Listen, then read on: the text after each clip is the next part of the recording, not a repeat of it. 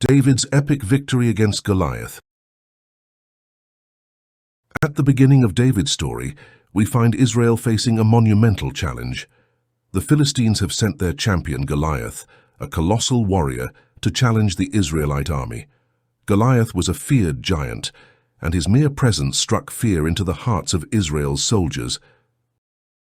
As he stood before the Israelite troops, Goliath challenged them in a loud voice, proclaiming his words of scorn and defiance. "Choose a man to come to me. If he is able to fight me and kill me, we will be your slaves. But if I overcome him and kill him, you will be our slaves and serve us." These words echoed across the battlefield, leaving the soldiers of Israel in a mix of fear and uncertainty. While the Israelite army trembled in fear at the threat of Goliath, a young shepherd named David emerged as an unlikely hero. David was not a soldier, but rather a simple shepherd. He had been sent by his father Jesse to bring food to his brothers on the battlefield. David's older brothers, Eliab, Abinadab, and Simeon, were among the soldiers of Israel facing Goliath. Upon reaching the battlefield, David encounters his brothers and hears Goliath's challenging words.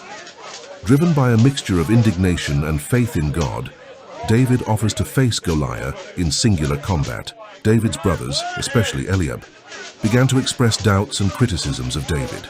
They questioned his presence there and his ability to face the Philistine giant. Eliab, in particular, showed resentment and jealousy towards David, suggesting that he should return home and tend to the sheep. However, David remained steadfast in his determination, trusting in God's protection and the strength he had given him to face Goliath. King Saul reluctantly agreed to allow David to fight Goliath, but attempted to equip him with his own armor. However, David preferred to rely on his own skill and experience, refusing to use the armor and opting instead for a sling and some smooth stones from the stream. The showdown between David and Goliath was a moment of great tension and anticipation. As Goliath approached confidently and imposingly, David remained calm, his unwavering faith in God sustaining him. With a single well-aimed blow, David launched a stone that struck Goliath in the forehead, felling him and sealing his victory. Goliath's defeat was a moment of triumph for Israel and for David. His courage and faith in God inspired the Israelite army, which quickly advanced to defeat the Philistines. David was hailed as a national hero, his name sung in songs of praise throughout the land.